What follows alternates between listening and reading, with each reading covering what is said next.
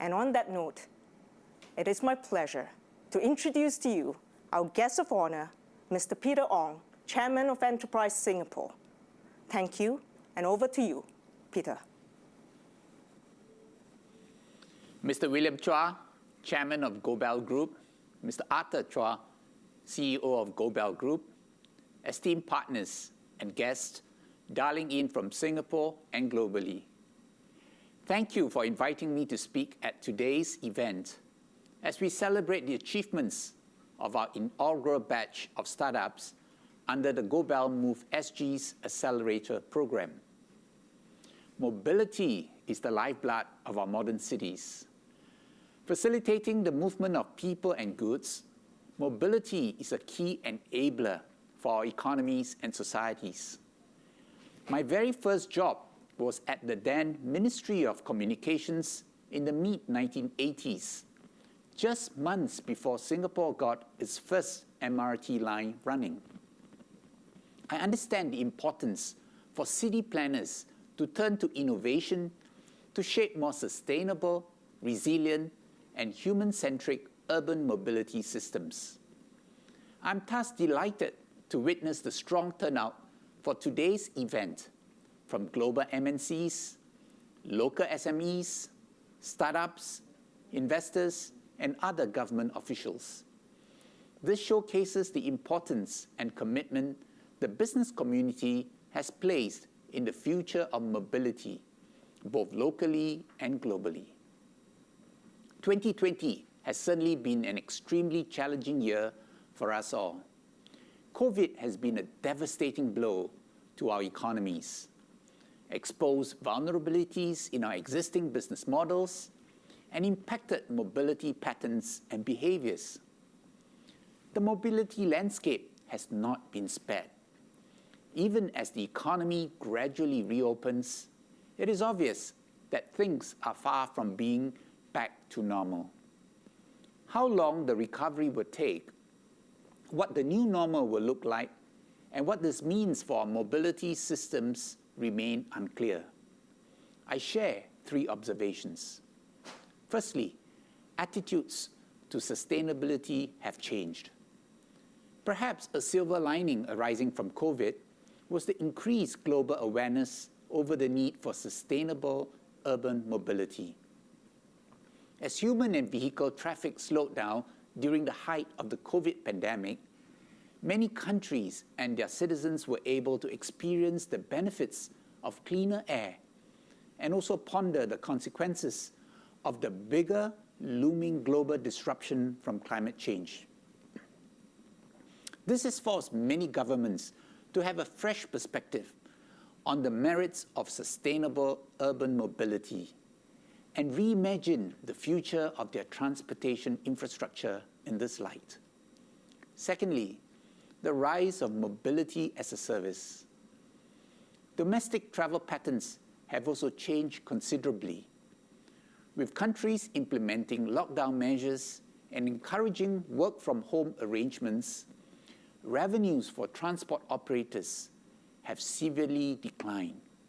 In Singapore, the average daily ridership for public buses and trains fell by 35% in 2020, an 11-year low. Consumers today are also increasingly prioritizing health, safety, and reliability. The answer to both issues may be addressed using mobility as a service. First, through the use of on-demand dynamic routing technologies, transport operators are enabled to provide flexible and optimized delivery of services based on the personalized needs of the commuters. Second, by giving commuters access to data, such as the ridership levels and the travel options available, commuters may feel more inclined to travel again. The second observation is investing into the future of mobility. As part of the overall efforts to stimulate the economy, governments have also launched new policies favoring initiatives such as decarbonization. In the Singapore Budget 2021 last month, the government launched the Green Plan 2030, a national roadmap that sets out the policy framework to facilitate the adoption of low-emissions vehicles. Besides providing tax relief for adopters of electric vehicles, the government has also committed $30 million over the next 5 years to improve the charging infrastructure. Besides showing the high level of commitment by the government to see through these green initiatives, it is also a sign of the potential economic opportunities that the mobility community can tap on. The mobility landscape is primed for change. New solutions and business models will be required to overcome the multifaceted challenges that will be faced by modern cities globally. As a city-state, Singapore remains committed to play a major role in this. That is why the Singapore government has taken proactive steps to create the necessary conditions to facilitate the test bedding of new solutions and establishing Singapore as a global hub for innovation. For example, we recognize the potential of the use of autonomous technologies in enabling a more efficient first and last mile transportation network for our citizens. Notably, having such research and development activities to be based in Singapore also brings about numerous economic benefits, including good jobs being created. As such, Singapore has designated the entire western part of the country to become a testing ground for driverless vehicles. In this new world, where ideas spread fast and can be iterated continuously, it is important that the leaders in public and private organizations adapt to a culture of collaboration and experimentation. As such, Enterprise Singapore has pushed strongly for open innovation initiatives to catalyze this. Demand-led innovation platforms such as the LTA ESG Joint Innovation Call, the Singapore Mobility Challenge, and the Trade and Connectivity Challenge all play a critical role in enabling startups and SMEs in Singapore to access business opportunities. They can work with demand drivers and test bed their solutions to build a stronger track record. One recent example of a successful collaboration that has emerged from these platforms is Common Automotive, a local AI tech startup and one of the winners of the 2019 Smart Mobility Challenge. Partnering with SMRT, our largest public transport operator, they developed a prototype that makes use of data collection technologies to enable more accurate predictions and diagnosis of maintenance issues for SMRT's buses. Such a win-win partnership has brought both parties to new heights. I can also see how partners such as MoveSG can complement the Singapore government's efforts at enhancing innovation efforts within the future mobility ecosystem. As the first mobility-themed accelerator in Singapore, MoveSG has successfully onboarded more than 20 innovative startups onto its accelerator program over the past 1.5 years, offering them the necessary resources to succeed in the region, such as access to networks and fundraising opportunities.